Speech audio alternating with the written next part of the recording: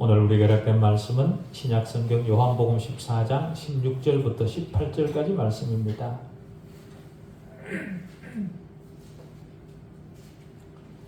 요한복음 14장 16절부터 18절까지 말씀 봉독해 드리겠습니다.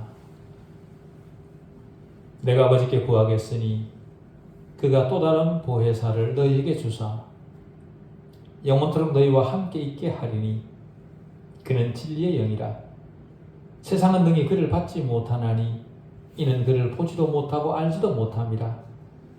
그러나 너희는 그를 아나니 그는 너희와 함께 거하시며 또 너희 속에 계시겠습니다. 내가 너희를 고아와 같이 버려두지 아니하고 너희에게로 오리라.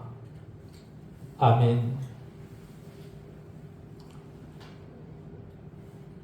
창조된 우리 이성이 정상작동하게 하시고 그리고 다시 말씀 앞에 불러주신 하나님 아버지 은혜를 감사합니다. 거듭나지 못한 인간은 이성을 소유했지만 이성을 정상작동시킬 능력을 완전히 상실한 자들입니다.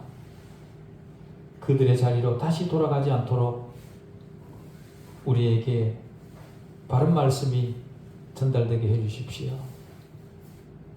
거부되어야 될 우상이 말씀을 빙자해 우리 안에 자리 잡지 못하게 해주십시오.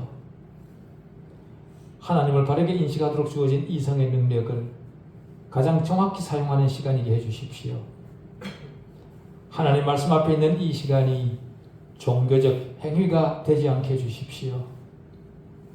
자신의 태도가 만들어낸 종교적 행위가 하나님에 관한 참된 지식을 억압하지 않게 해주십시오. 하나님 말씀이 공허한 사변이 되지 않게 해주십시오. 성령의 내증하심과 사도적 증언이 우리를 온전하게 해주셨길 바라올 때에 우리 주 예수 그리스도 이름으로 기도하옵나이다. 아멘. 어떤 사람을 처음 알게 되면 그 사람에 대해 알고 싶은 것이 많아집니다.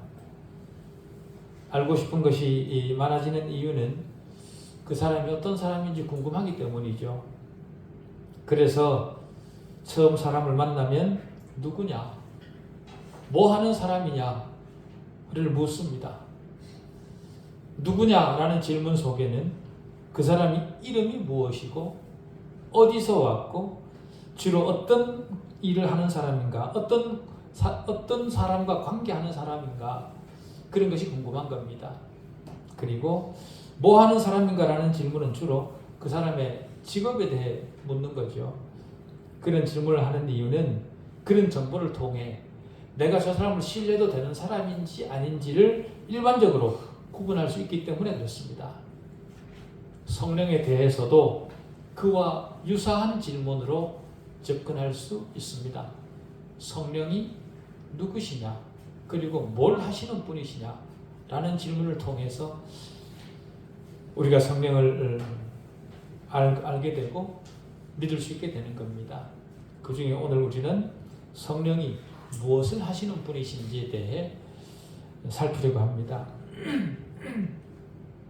지난 설교에서 성령은 성부와 성자와 함께 모든 면에서 동등하신 하나님이시라는 것을 알았습니다.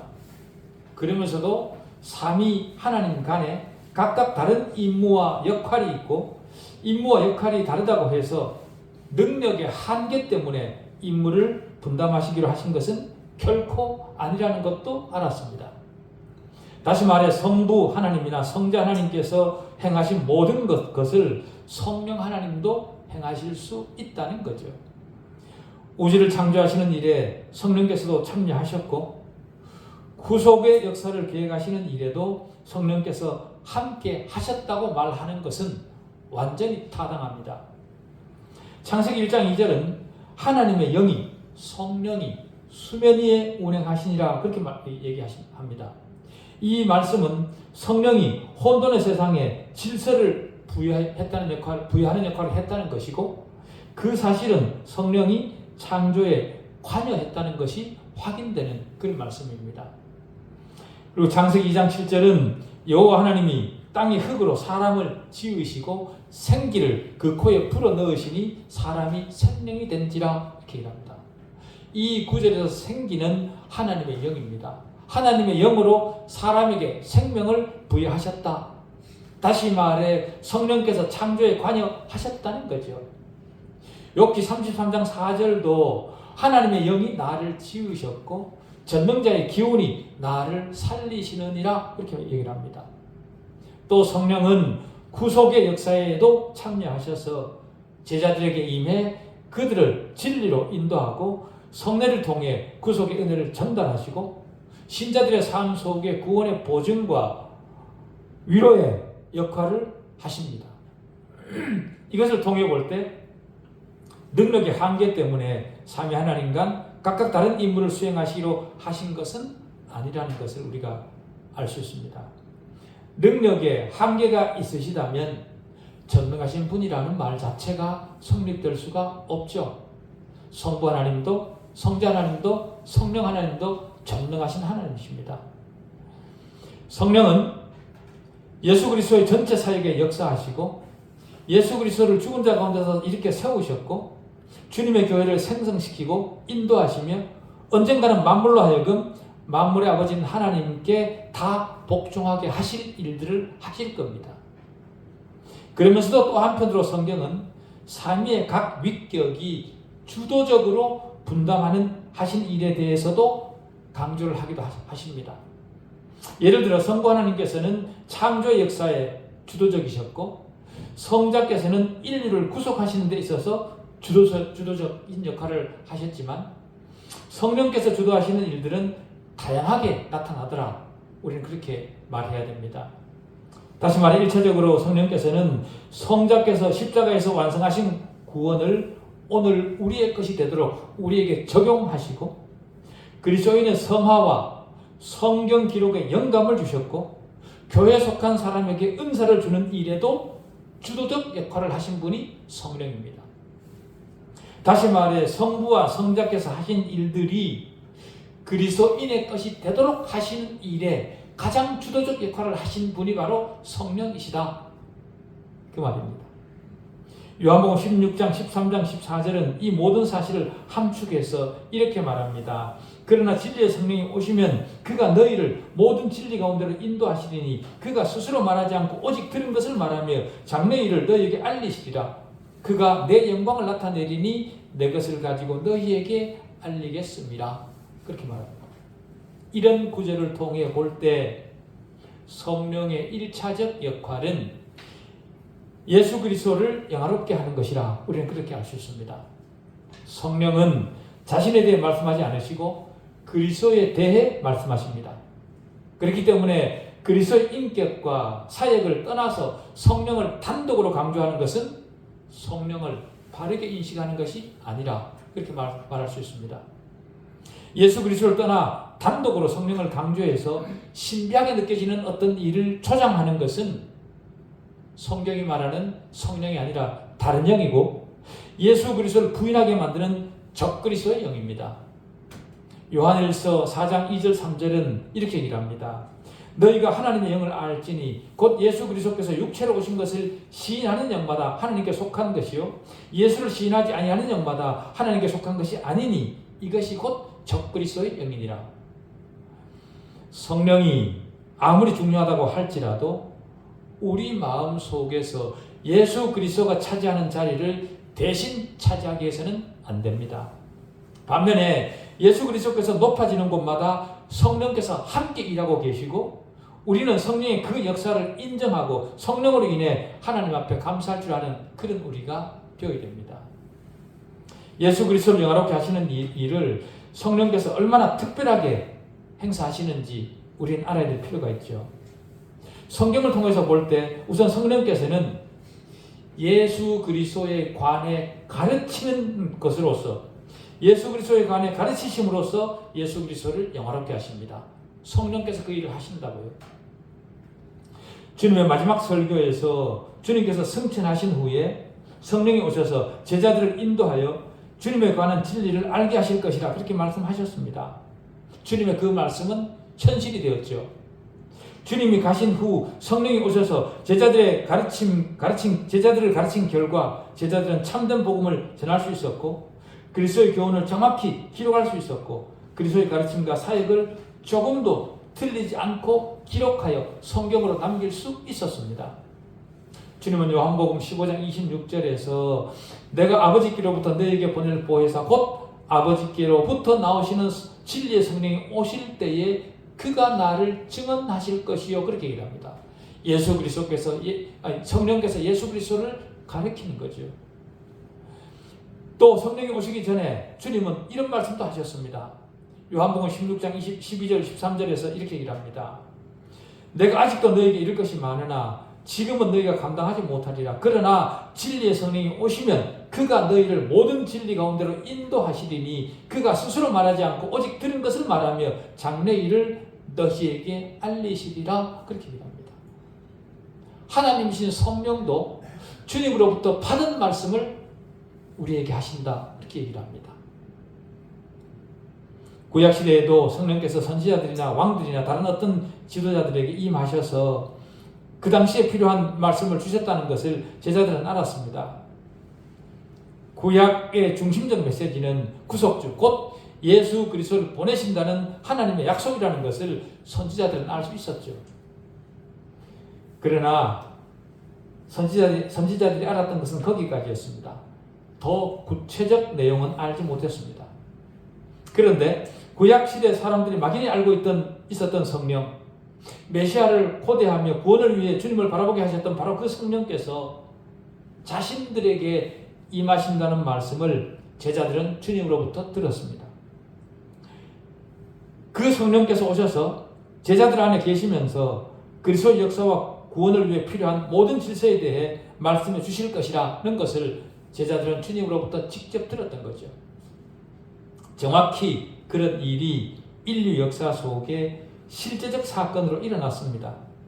그런데요, 정말 우리가 이해하기 어려운 일 중에 하나는 비밀에 쌓여있던 성령의 오심과 성령을 통해 기록된 모든 말씀이 거의 다 무식한 어부들에 의해 기록되었다는 사실입니다. 사람의 이해로는 정말 이해하기 어려운 사실이죠. 그 무식한 사람들이 기록한 예수 그리스도의 생애와 가르침과 성령의 역사가 어떻게 모든 인류가 믿을 수 있는 것이 되었을까요? 우리 같으면 무식한 사람들이 기록한 것은 일단 접어놓고 보지 않습니까? 거기에서 무슨 내가 배울 것이 있겠냐? 어떻게 그들은 신약을 틀리지 않고 정확하게 그 무식한 사람들이 기록할 수 있었을까요? 그리스도에 관한 진리를 기록하면서 어떻게 여러 가지 오류를 거기에 섞어 넣지 않을 수 있었을까요? 사람들의 염려와는 달리 그들은 실수하지 않았고요. 오류를 섞어서 기록하지도 않았습니다. 그들이 그럴 수 있었던 유일한 이유는 성령께서 그들을 인도하셔서 실수를 막으셨기 때문입니다. 그들이 기록한 사건들과 기록들 중 어느 것들은 그들이 직접 보고 듣고 기억했던 것들입니다. 그럼에도 거기까지에 성령께서 간섭하셨죠. 직접 봤는데도 불구하고 성령께서 간섭하셔서 더 정확히 기록할 수 있도록 간섭하신 겁니다. 그리고 어떤 것들은 알려지지 않았던, 다시 말해 제자들 스스로도 모르는, 다시 말하면 계시를 통해 기록하도록 하신 겁니다. 다시 말해 모든 기록에 성령의 인도를 받았던 겁니다. 만약 그들의 기록에 오류가 있다면 그것은 성령의 인도하심이 아닙니다. 베드로후서 1장 21절은 예언은 언제든지 사람 뜻으로 낸 것이 아니요 오직 성령의 감동하심을 받은 사람들이 하나님께 받아 말한 것입니다. 그렇게 얘기를 합니다. 구약 기록도 마찬가지입니다. 성령은 이런 일을 통해 예수 그리스도를 영화롭게 했습니다. 성령께서는 구약을 영감하심으로써 그리스도의 오심을 예비했습니다. 구약 성경을 통해 사람들은 무엇을 기대해야 되고 언제 주님이 오실 것인가를 알게 되었습니다.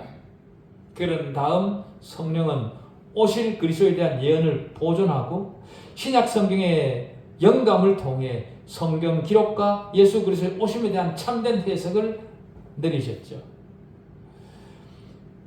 우리는 어떻습니까? 예수 그리스도에 대해 가르치시는 성령을 따라 우리는 예수 그리스도에 대해 얼마나 바르게 인식하고 있는가? 여러분 자신에게, 우리 자신에게 질문해 볼 일입니다. 둘째로, 성령께서 사람들을 주 예수 그리스도에게로 이끄심으로써, 사람들을 예수 그리스도에게로 이끄심으로써 주님을 영화롭게 하십니다. 성령이 하시는 일이죠. 성령의 역사 없이는 어느 누구도 주님 앞에 나올 수 없습니다. 그럼에도 우리는 많은 사람들이 내 자신이 현명해서 선택을 잘했고, 그래서 주님 앞에 나왔고, 주님 앞에 나왔기 때문에 내가 구원을 얻은 것이라 그렇게 생각을 합니다. 그러나 본문은 분명하게 이렇게 얘기를 합니다. 그는 진리의 영이라. 세상은 능히 그를 받지 못하나니 세상은, 그리스도께서 그를 택하지 않은 세상 사람들은 그를 받지 못하나니 이는 그를 보지도 못하고 알지도 못함이라 그렇게 얘기합니다. 여기서 말하는 세상은 그리스도를 떠나 있는 사람을 말합니다. 그들은 성령을 보지도 알지도 못합니다. 그렇기 때문에 그들이 영적인 것을 알지도 받지도 못하는 것은 당연한 것이겠죠. 영적 소경이 영적인 것을 보지 못하는 것은 너무도 당연한 일 아니겠습니까? 세상에서 활동하는 영은 크게 둘로 구분됩니다. 하나는 진리의 영이고 다른 하나는 미혹의 영입니다. 진리의 영은 진리이신 그리스도를 증거하고 그리스도께서 말씀하신 모든 것을 생각나게 해서 성도를 모든 진리 가운데로 인도합니다. 그러나 미혹의 영은 거짓 선지자를 속에서 활동하고 예수 그리스도께서 육체로 오신 것, 즉 성육신을 부인합니다. 그것을 요한은 적그리스도라 그렇게 규정했죠. 미혹의 영이 그들을 조종하지만 그들이 분별하지 못하는 이유는 그들이 거듭나지 못했기 때문에, 하나님 나라에 신령한 것을 보지 못하기 때문에 그렇습니다. 성령은 그런 사람을 예수 그리스도에게로 이끌지 않습니다. 거듭나는 문제와 신령한 것을 볼 수 있는 문제는 주님께서 말씀하신 대로 하나님 아버지께서 이끌지 아니하시면 아무도 주님에게 올 수 없기 때문에 그렇습니다. 그렇기 때문에 성령께서 중생치 못한 자들의 눈을 열어 진리를 볼 수 있게 인도하셔야 됩니다. 성령께서 중생치 못한 자들의 마음에 드리운 안개를 걷어내 주셔야 그들이 진리를 볼 수 있습니다. 주님께서 성령을 통해 중생치 못한 자들의 마음에 역사하실 때 그들은 마음의 뜻을 굽혀 주님을 믿는 믿음을 가져야 됩니다. 이런 역사가 없이는 한 사람도 예수 그리스도 앞에 나올 수 없습니다. 그 일을 통해 성령께서는 우리를 구원하시고 예수 그리스도를 영화롭게 하는 겁니다. 성령은 오늘도 우리를 예수 그리스도에게로 이끄십니다. 그 이끄심을 느끼십니까? 그리고 그 이끄심 앞에 순종으로 답하고 계십니까? 우리 자신에게 질문해 볼 일입니다. 셋째로, 성령께서 성도들 속에서 그리스도를 드러내므로 예수 그리스도를 영화롭게 하십니다. 성도 안에서 그리스도를 드러내는 성령의 방식은요, 첫 번째로 그리스도인으로 하여금 죄를 이기도록 함으로써 그리스도를 드러냅니다. 우리가 죄를 이기는 것은 누구의 역할이라고요? 성령의 역할입니다. 두 번째로 주님의 이름으로 기도하게 하심으로 그리스도를 드러내게 하시고요. 그 다음 세 번째로 그리스도의 삶이 하나님의 의도를 드러내는 삶이게 하심으로 그리스도를 드러냅니다. 그렇게 할 수 있도록 다른 보혜사를 보내시겠다는 거죠. 보혜사라는 말은 아주 중요합니다. 지난주에도 말씀드렸습니다만 우리는 흔히 보혜사라는 분을 이 어려운 세상의 고초를 이기도록 따뜻한 담요 같은 역할을 하는 분이라 그렇게 생각을 합니다. 그러나 라틴어 어원을 따라가 보면요, 보혜사라는 말은 뭐뭐와 나란히라는 컴이라는 단어하고 그 다음에 강한이라는 포르티스라는 단어가 합쳐진 그런 말입니다. 그게 보혜사라는 말입니다. 그런 의미를 살려서 보혜사라는 말을 해석해 보면은요, 위로가 필요한 사람 곁에 나란히 서서 그 사람을 강하게 해주는 자, 그런 뜻입니다. 다시 말해 위로자는, 보혜사는 추운 겨울밤에 따뜻하게 지내도록 해주는 부드러운 담요 같은 것도 아니고, 우리가 살아가는 동안 당하는 잠깐의 어려움에 인간적 말로 위안을 해주시는 그런 분도 아니라는 겁니다. 위로자, 다시 말해 보혜사는 우리와 함께 하시면서 우리를 강하게 하시는 분입니다. 성경 주석가 반 하우스는 이렇게 얘기를 합니다. 보혜사는 진리를 위해 꼿꼿이 서도록 등을 받쳐주며, 비록 소수의 편에서라도 바른 편을 택하도록 붙잡아주는 지주이시다. 보혜사는 비열하고 악한 것 앞에서 굳게 서도록 힘을 주시는 분이시다. 보혜사에 대해 그렇게 얘기를 했습니다. 그의 말은 전적으로 옳은 말이죠. 성령은 베드로에게 또 바로 그런 일을 하신 거죠. 주님께서 잡히시던 밤에 베드로는 주님을 부인했습니다. 두려웠고 문지기에 불과한 어린 소녀의 말이 두려웠기 때문이었습니다. 그래서 주님을 부인했죠. 그러나 오순절 성령이 임하고 난 뒤에는 베드로는 완전히 달라졌습니다.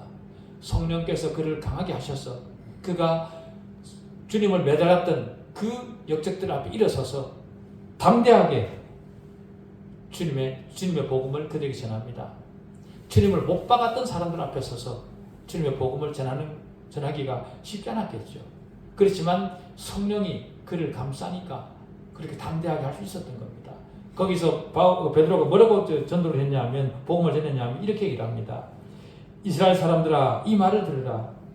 너희도 아는 바와 같이 하나님께서 나사렛 예수로 큰 권능과 기사와 표적을 너희 가운데 베푸사 너희 앞에서 그를 증언하셨느니라. 그가 하나님께서 정하신 뜻과 미리 아신 대로 내준 바 되었거늘 너희가 법 없는 자들의 손을 빌려 못 박아 죽였으나 하나님께서 그를 사망의 고통에서 풀어 살리셨으니 이는 그가 사망에 매이실 수 없었습니다.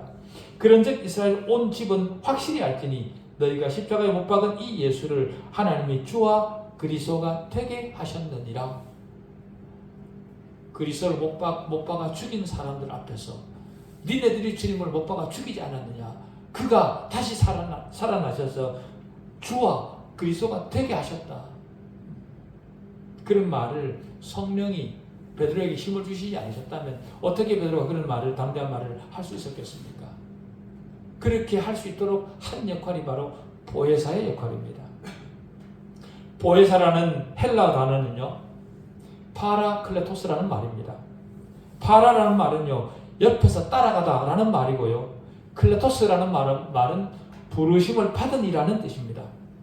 그렇기 때문에 파라클레토스라는 토스는 어떤 사람을 돕는 자로서 그 사람 옆에 부르심을 받은 분이라는 그런 뜻을 가진 말입니다.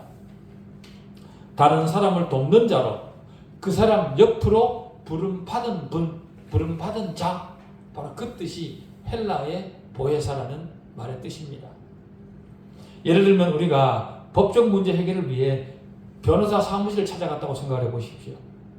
거기에 가면 나를 대변해서 내 법적 문제를 도와줄 변호사가 있습니다. 그 변호사는 이제 나의 파라클레테, 즉 나의 대변인 혹은 위로자입니다. 그런데 여기서 지금 주님은 다른 보혜사를 말씀하십니다. 그동안 지금까지는 주님이 우리에게 보혜사였습니다. 그 당시 제자들에게 보혜사였습니다. 그런데 이제 다른 보혜사, 즉 성령을 보내시겠다는 겁니다. 그렇게 해서 성령은 이 땅에서 우리를 도우시고 예수 그리스도는 하늘에 승천하셔서 하나님 앞에서 우리를 변호하시겠다는 겁니다. 요한일서 2장 1절은 이렇게 얘기를 합니다. 나의 자녀들아, 내가 이것을 너희에게 쓰면 너희로 죄를 범하지 않게 하려 함이라. 만일 누가 죄를 범하여도 아버지 앞에서 우리에게 대언자가 있으니 곧 의로우신 예수 그리스도라. 우리가 구원받고 난 뒤에 설령 우리가 잘못으로 잘못된 판단으로 죄를 짓는다고 하더라도 하나님 앞에서 우리를 대언하셔서 우리를 변명해 주실 예수 그리스도가 있다는 겁니다. 어디에요? 하늘에. 그러나 이 땅에서는 주님께서 보내신 그 다른 보혜사가 우리를 위해 기도하고 계시는 겁니다. 히브리서 7장 25절은 이렇게 기도합니다. 그러므로 자기를 힘입어 하나님께 나아가는 자들을 온전히 구원하실 수 있으니 이는 그가 항상 살아계셔서 그들을 위하여 간구하심이라. 예수 그리스도께서는 우리를 위해 간구하시는 것이 아니라 성령도 우리를 위해 간구하십니다.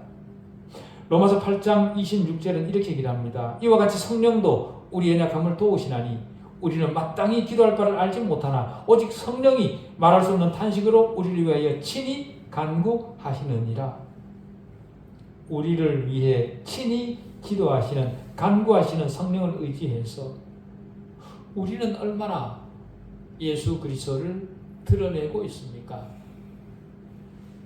내가 정말 그리스도를 믿는 자다운, 그래서 세상 삶에서 예수 그리스도를 믿는 자다운 그 모습을 드러내고 있습니까?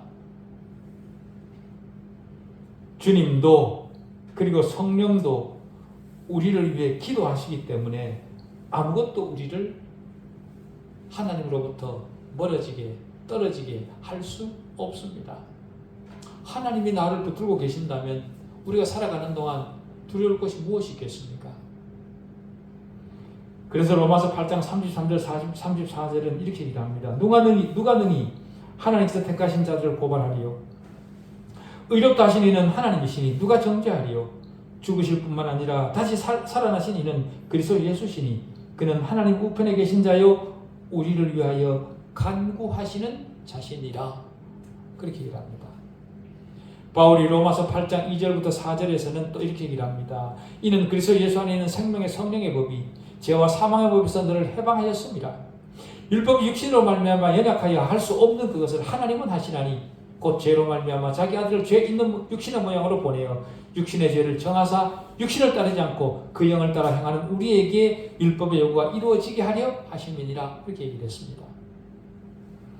성령께서 예수 그리스도를 영화롭게 하는 네 번째 방식은요, 그리스도인다운 섬김이 있게 하시고 섬기는 자들을 붙들어 주시는 것으로 주님을 영화롭게 합니다.